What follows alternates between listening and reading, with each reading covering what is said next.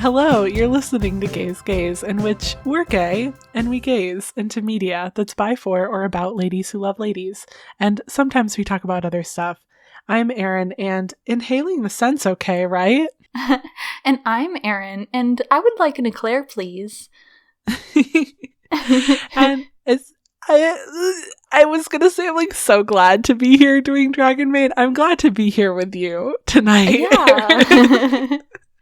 Yeah. God, it's Dragon Maid, Miss Kobayashi's Dragon Maid to be specific. It's so good and it's so bad, and we're gonna tell you about it, I guess. Yeah, there are so many things that I really, really like about the series, and then there are other things that make it literally intolerable. I would like to give an advance warning that we will probably be talking quite a lot about the sexualization of children. Yeah. Honestly, I think that's pretty much about it for warnings. Controlling parents. Yeah. The sexualization of children is the big one. Yeah, that's the fucking that's big the one one. we literally have to address. It's like, because every time I'm like, yeah, Dragon Maid, oh my god, it's so good, it's so cute, and then I'm like, oh no, actually, I cannot recommend this because of ... and then, like, whenever I tell people about the parts that I don't like about the show, they're like, yeah, I don't want to fucking watch that. I know. I've recommended this to a couple of, like, anime fans who understand that anime is just like this sometimes. But yeah, I guess let's get into it. I want to give the summary of this one, and then we can start kind of taking it apart piece by piece. Yeah. There is a manga version of Miss Kobayashi's Dragon Maid that neither of us have read, correct? No, I've read the first volume. Oh, okay. Mm-hmm. Oh, yeah, wait, didn't you buy it? No, you bought it for me. I did. Yeah, you did. And I was the worst gift. Yeah, you know I love you. It was either you or Hoops, but I'm pretty sure it was you. Honestly, that sounds like me. It was so funny too, because like you sent it to me, and I feel like right before it got sent to me, like I'd been on an outing with somebody where they were like, "Oh yeah, the manga's even worse than the anime." Yeah, and in terms of the aspects of it that I don't like. That. Yeah, and I will say I only have the first volume. In the first volume, the characters that are problematic, so they say, don't appear in those. So it's it's actually just kind of chill. What I will say about the manga is that my friend and our dear listener Ellie sent me a video she found of a news segment about how a middle school girl found Miss Kobayashi's Dragon Maid in her school's library, and so she and her friends checked it out, and then they in the news clip they were like, this pornographic sexualizing content is inappropriate for 11-year-olds to read at their middle school.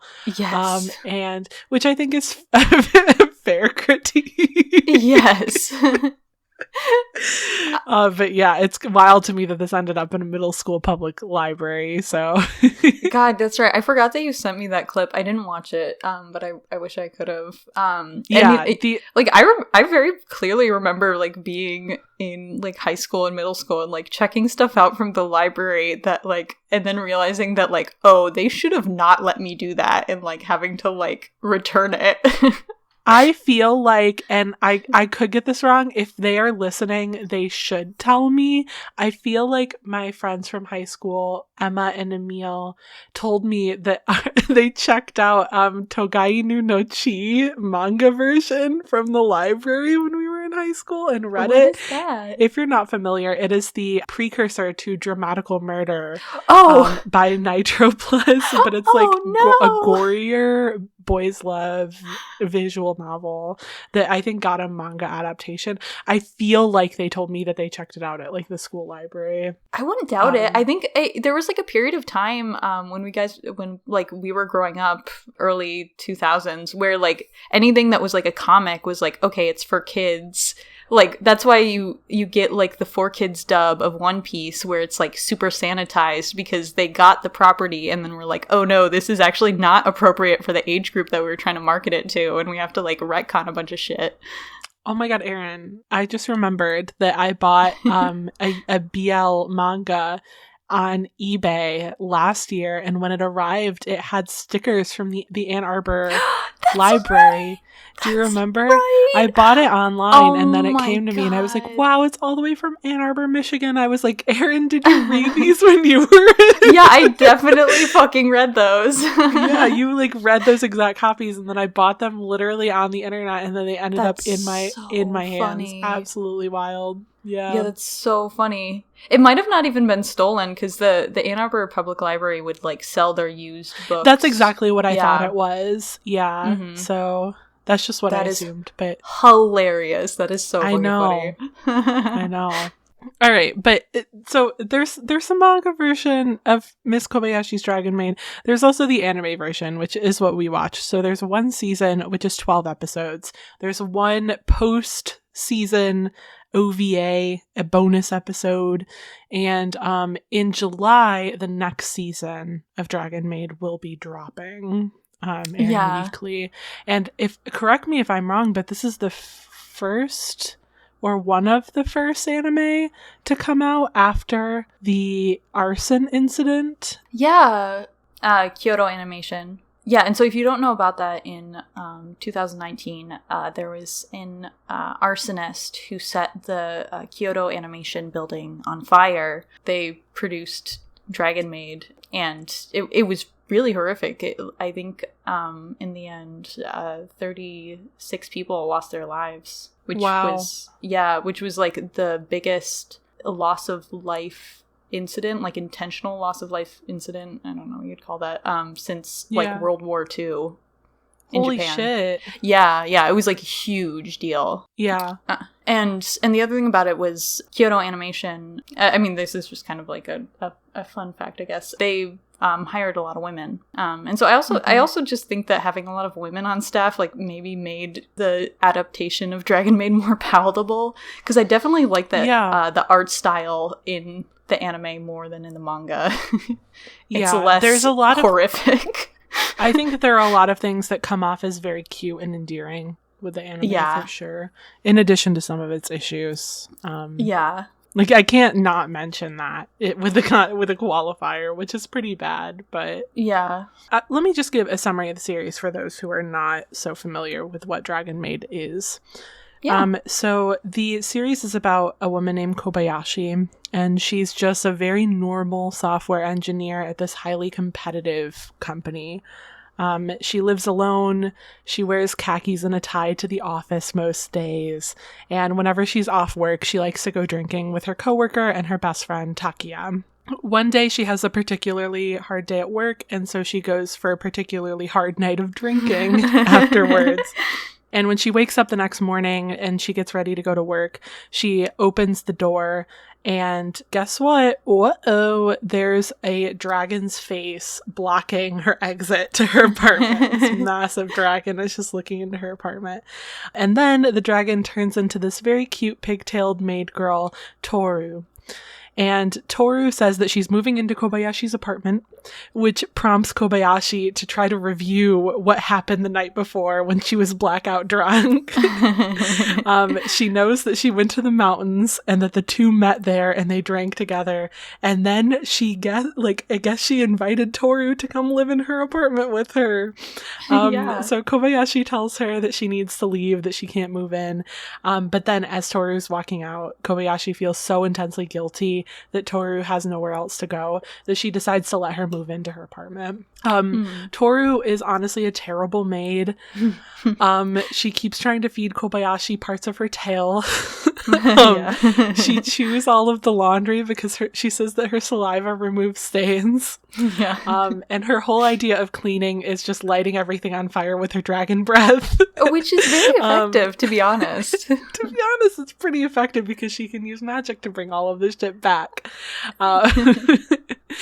But despite being a bad maid, the two get along great, and they end up really hitting it off when they move in together. Pretty shortly after Toru moved in, a younger dragon named Kana shows up looking for Toru. Kana, she takes the form of this human child said to be like 8 or 9 years old, and she has purple braided pigtails and cute little white horns, and she recharges her electricity by plugging her little tail into the wall because she's an electric dragon. Cute. It's very cute. She has like feathers. Yeah, she does. When she in her dragon form, she has blue eyes and feathers. Very cute. And her outfit is described as like a gothic Lolita, but with a tribal theme, twist, which is just completely inaccurate in so many levels. The definition of gothic Lolita in Japanese broad culture, not subculture, it looks different than what we in America would consider gothic Lolita, but it is still wrong. Exactly. Thank you for clarifying. So Kanna enrolls in elementary school, and she makes best friends with this girl named Riko, and Riko completely falls in love with Kanna. And we'll talk about that. We'll talk about that. 3 other dragons end up coming to Earth after Toru and Kanna do. First, there's Fafnir, who's this ancient dragon who reluctantly becomes human and takes the form of a sexy butler. And he quickly becomes addicted to MMORPGs, and then he moves into Kobayashi's best friend Takiya's apartment, and the two of them are 100% gay. Yeah.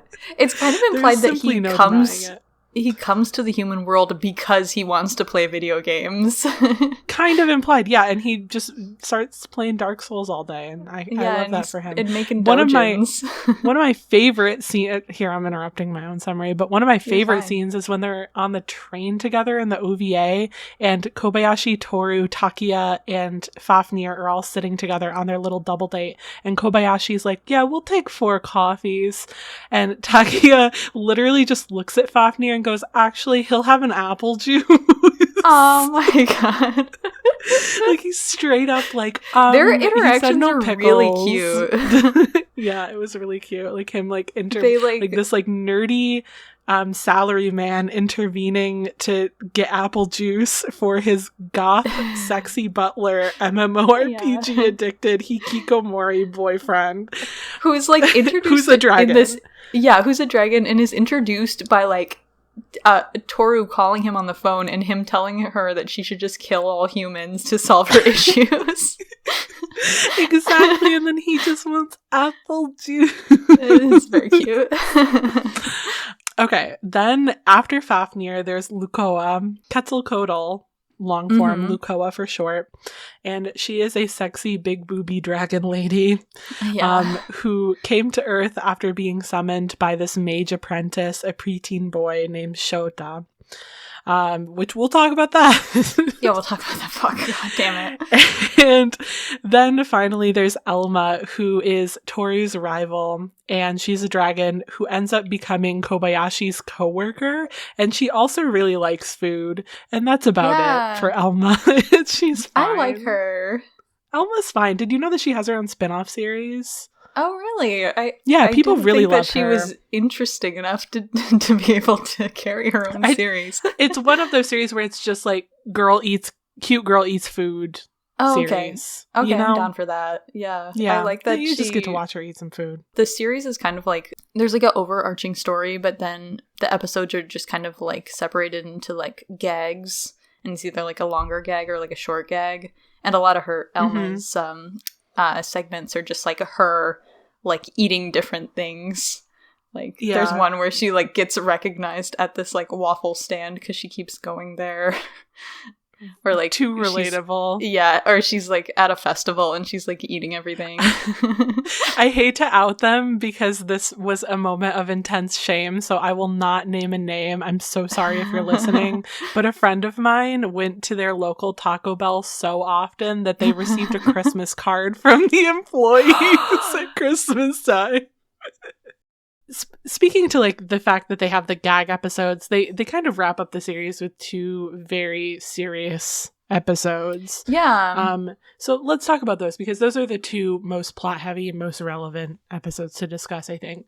So the second to last episode is wherein Kobayashi has a dream, and when she dreams, she realizes what actually happened the night that she and Toru met. Yeah. It's an incredibly cute episode. Spoilers. Spoilers? Yeah, spoiler alert. So when Kobayashi and Toru met, Kobayashi, when she was out drinking, she actually missed her train stop and accidentally ended up in the mountains. So because she was drunk, she thought it would be fun to just walk around the mountains and get some fresh air anyway. And she ran into Toru, and Toru was in her dragon form, and she was dying because she had been impaled by God's sword, which would kill any human who touches it. And Kobayashi thinks that she's dreaming because she's that blackout drunk, and so she's like, wow, cool, dragon, you should hug me. And then she's like, oh, you're dying, aren't you? Like, I'll help. And then she gets up and pulls the god sword out, and it's because she's an atheist that she can pull it out with no problem. It doesn't kill her, and this ends up saving Toru's life. And so Toru shows Kobayashi her human form, and then the two of them get drunk together and they start to plan their lives and quote unquote touch boobs. They realize that both of them are completely alone in life. Kobayashi is alone in her apartment. Toru is alone as like a dragon wandering aimlessly through the other world and the human world, blah, blah, blah. And so Kobayashi impulsively but very genuinely invited Toru to move in with her. And when Kobayashi wakes up, she realizes that, or she says that she felt that she dreamt about something important, but she couldn't remember what it was. Yeah. In the final episode, Toru disappears with little explanation. All of a sudden, she just kind of goes away. And we learn that Toru's father is this highly powerful dragon, and he wants her to come back to the other world where the dragons live. Kobayashi actually fights for Toru to stay, verbally debating on Toru's behalf because she knows that Toru wants to stay with her in the human world so that the two of them can live together.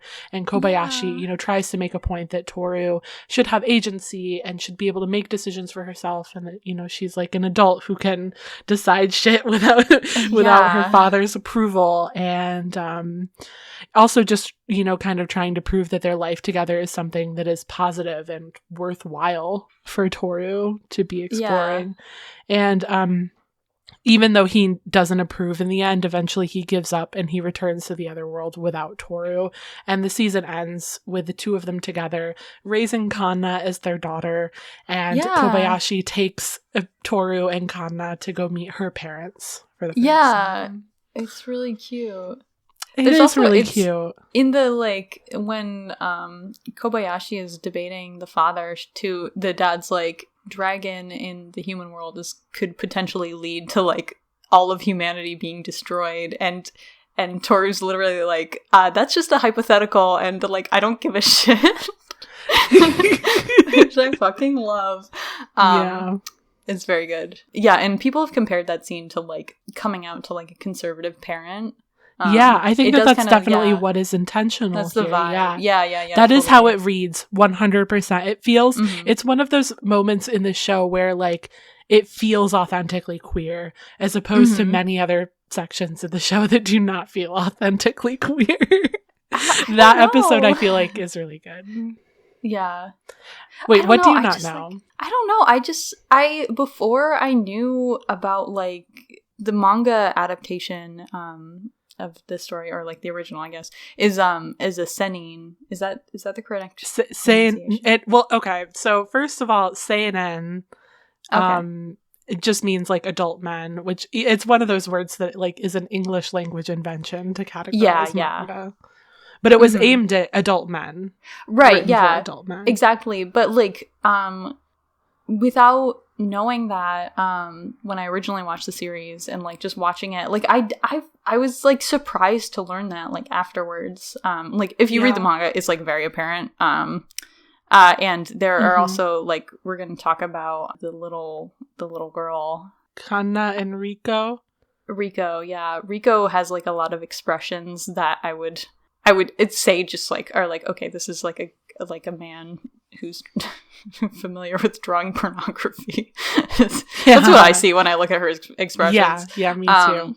But like that and like the Lukawa stuff was like the only parts of the anime that I found were like just like, I don't know, not for me. And the rest of it was for me. Yeah, anything and with I Tori speak for all Kobayashi gay women is for me.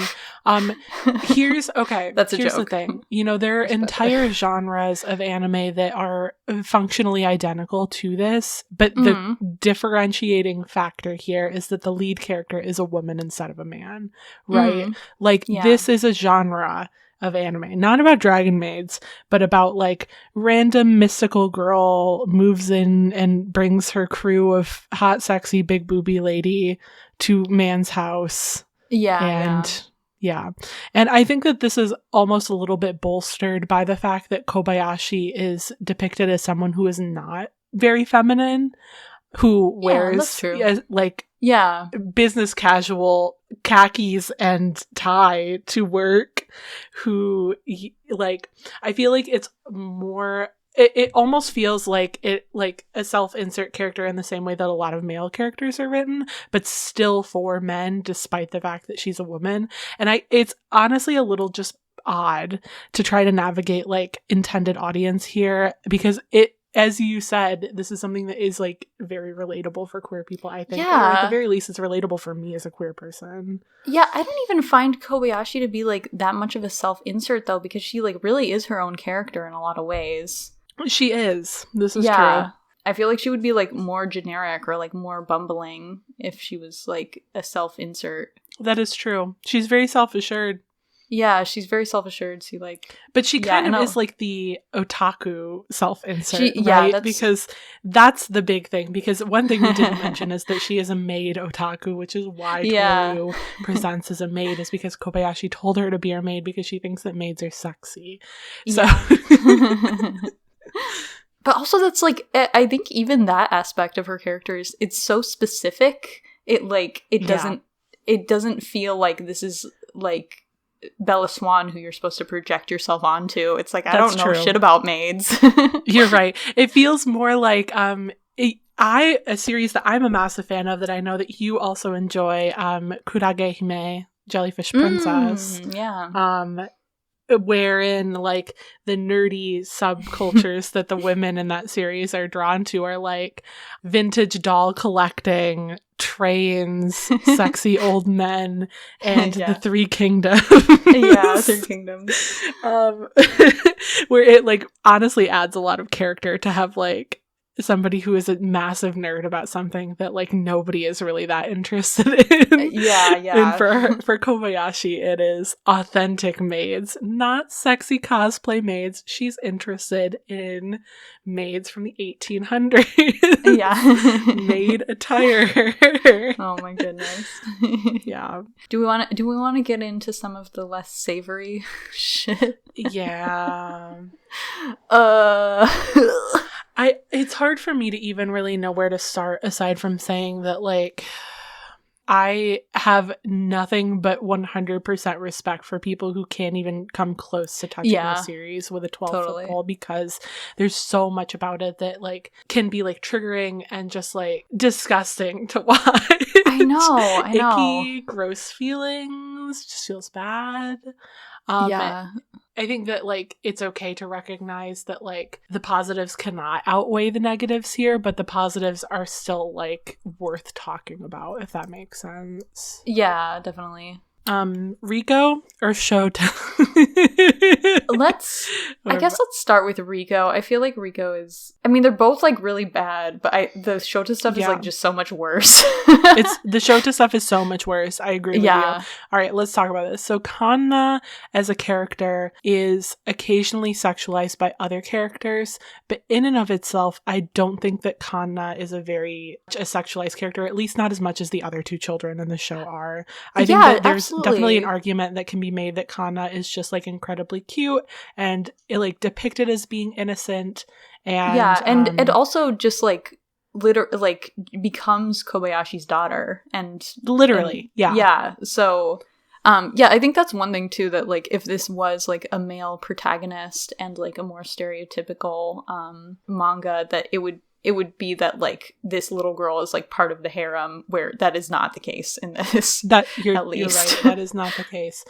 But it becomes sexualized by other characters, particularly with the introduction of Rico. Another thing that it could have been like, you depict like an authentic childhood crush that is like innocent and sweet, and that honestly, I would have been fine with that. But instead, what ends up happening is that Rico is depicted as like being absolutely in love with Kanna, but it's very much something that is sexualized. Oh, go ahead. Sorry. No. I was just going to say, it's kind of hard to talk about without like honestly just showing some of the visual cues that are used to. I was gonna like try to describe it. It's like, and again, you'll have to see if I pronounce this right. She does almost like a Iago. Ahegao. Fuck. Ahegao. Oh god. I don't want to know how to say it. Yeah, ahegao, which was like... Yeah. Like sex You've face. seen it. You've seen it. People wearing if you haven't fucking seen shirts. It, don't be careful. Don't Google it. Fuck. But basically, a depiction of women's faces in hentai anime porn, wherein they're like their eyes are crossed, tongue out. Yeah.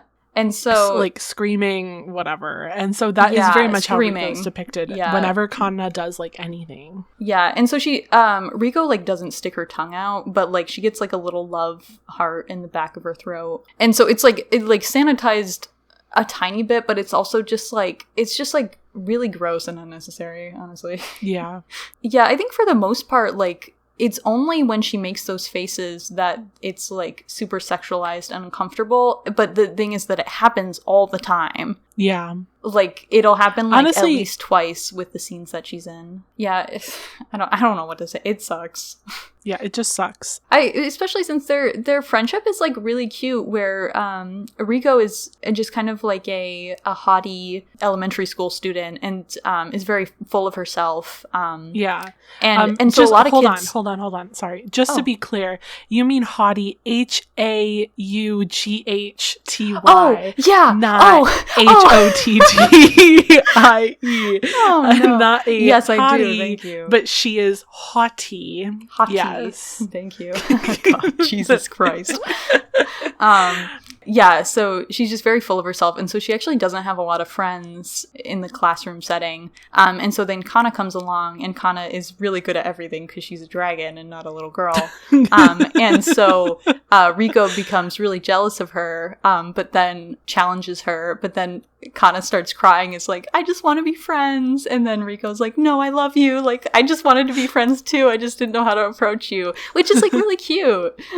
Yeah, I think it's really endearing. And then they went and they did this. Yeah, and then they did that. Let's tragically talk about Lukoa and Shota.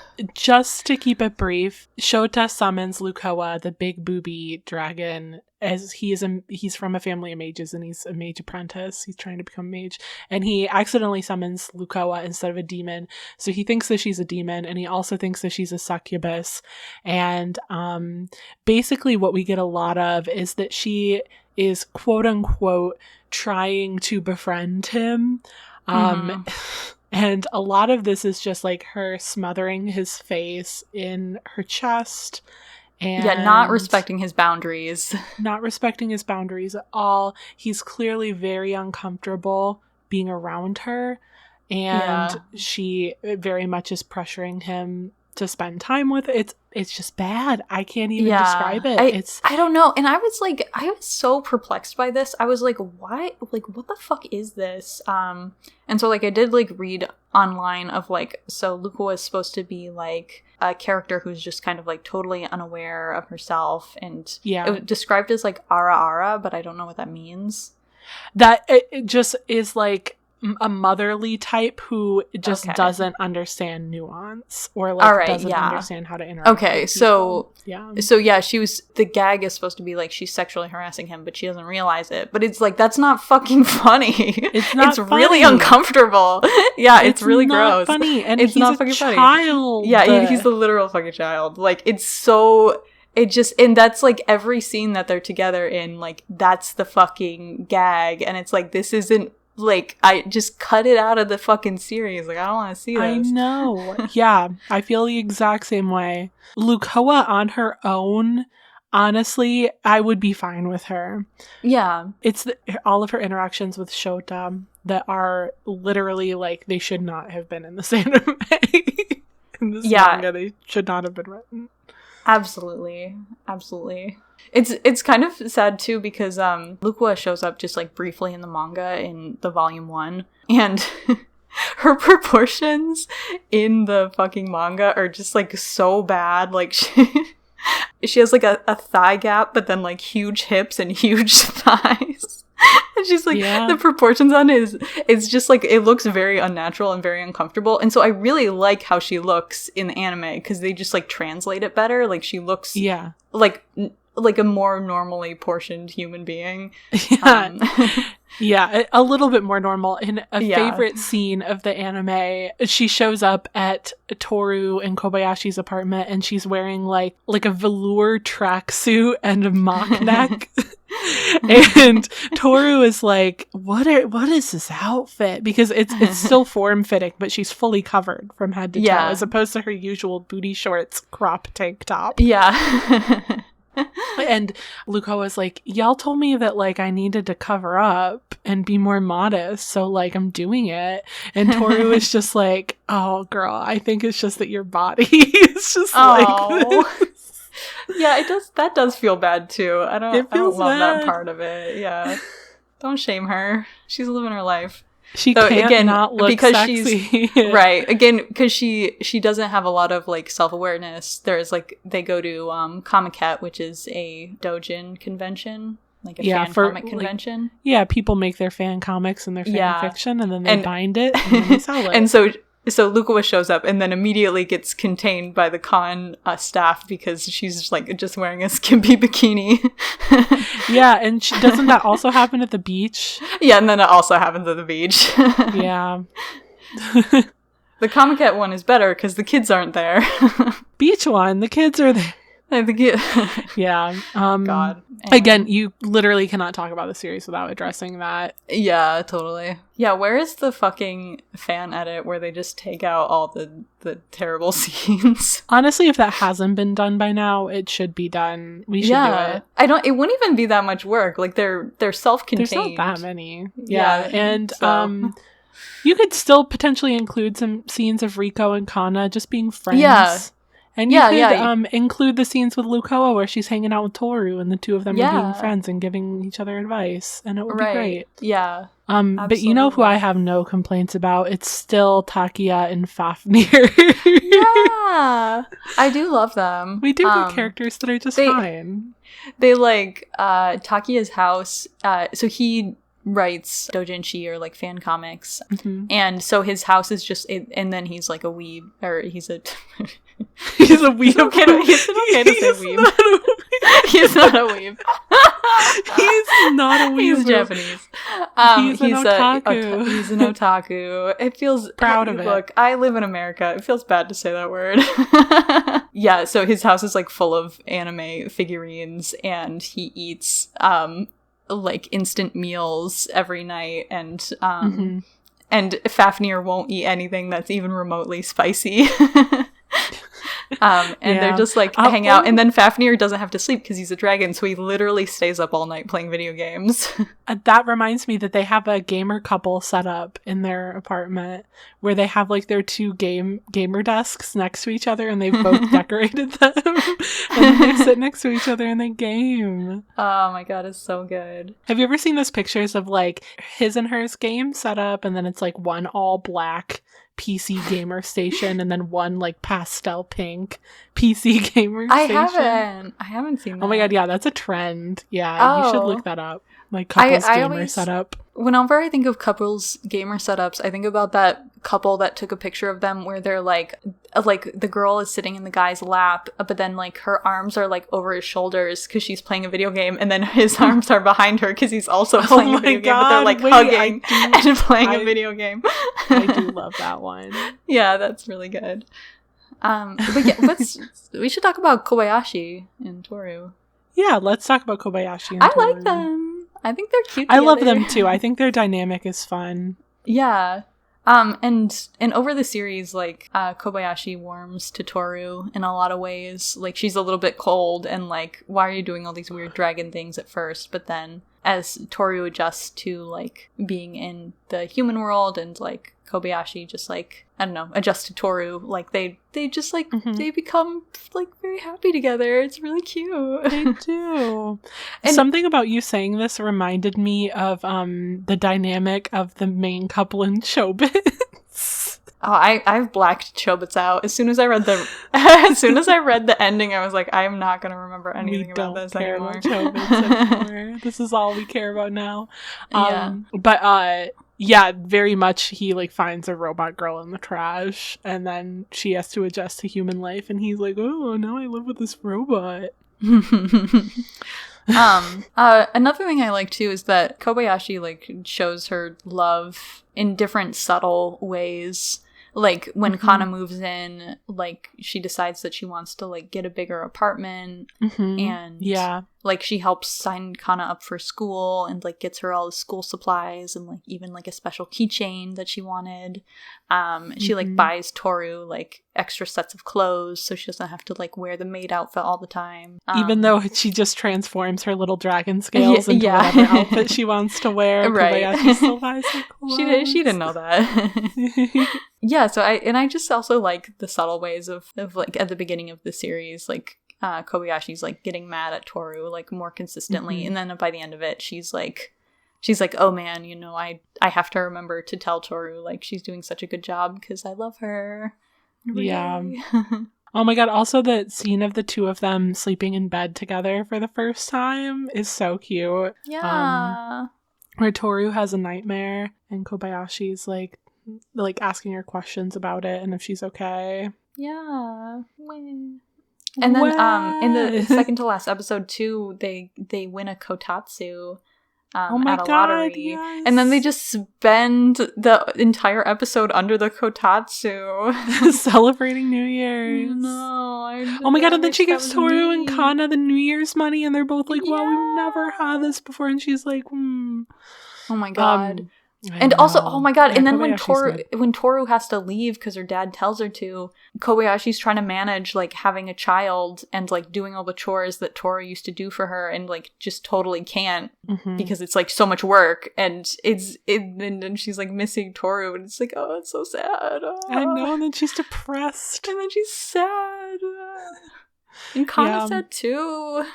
Because now she has a single mom. I know, no more two moms. No. I know. Yeah, I love how much Toru is just completely devoted to Kobayashi. Yes, she is ride or die from day one, but also Kobayashi saved her life. So. Yeah. So that's why. and it is implied to have touched her boobs. And did touch her boobs, yeah. Do you want to talk about dubs versus subs? Do you want to talk about the drama? I didn't realize this. I just kind of happened upon this whole scandal or controversy, I suppose, between the dub of Dragon Maid and the sub, where the person who did the translation, Jamie Marchi, there are a couple of changes that just like didn't sit well with people.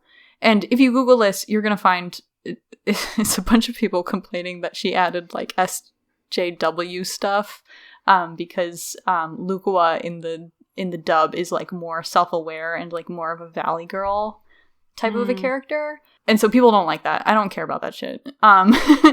What I do care about is in the first episode when Toru is like, hey, I'm gonna live with you and also I'm in love with you. In Japanese, the subtitle for it is when Toru's like I love you, Kobayashi responds by being like, I'm a woman though. And when that was dubbed in English, Kobayashi instead says, I'm not into women or dragons. And so the change is like from a kind of like a Yuri trope of like, oh, but we're both girls, into a very firm, like, I'm not into, this is like a rejection, basically. So people didn't like that, but Jamie, in talking about why she made the change, she just says like A, like, or I guess B actually, is that it fits the lip flaps better, which is something that you have to take into account when you're doing a dub. But the other reason was that she didn't want people to perceive Miss Kobayashi as saying like, oh, it's wrong to be a lesbian, by being like, oh, we're both women. So, but as a lesbian, I don't find but I'm a woman though to be homophobic. But then again, I'm very familiar with like lesbian and Yuri tropes of that nature. Yeah. So I don't know. I thought what was your opinion on this? I think that even if you aren't familiar, I feel like hearing the quote, but I'm a woman though, just kind of like, yeah. We're both girls. Feels more just like, it feels more just like a question of like, are you sure that you want to be with a woman? Or like, are you sure that it's okay that we're both women? Which in a homophobic society, I feel like is not that far off the mark to just check in if you've never dated a woman before, which neither of them have. Yeah. You know? Or, well, exactly. Toru, we don't know. Toru debatable, but Kobayashi is not. It seems like Kobayashi's been single forever. Yeah. So, which I don't think Kobayashi's ever thought about being in a relationship. Yeah. But yeah, so it was kind of a strange change. Yeah. I don't agree with it, and I think that if they ever like re-release it, it's maybe worth changing, honestly. Just because I feel like it fits the scene better to be like, oh, but like, did you know I'm a woman? Especially since that like misconception literally happens. But I don't think that Jamie Marchi like really meant anything by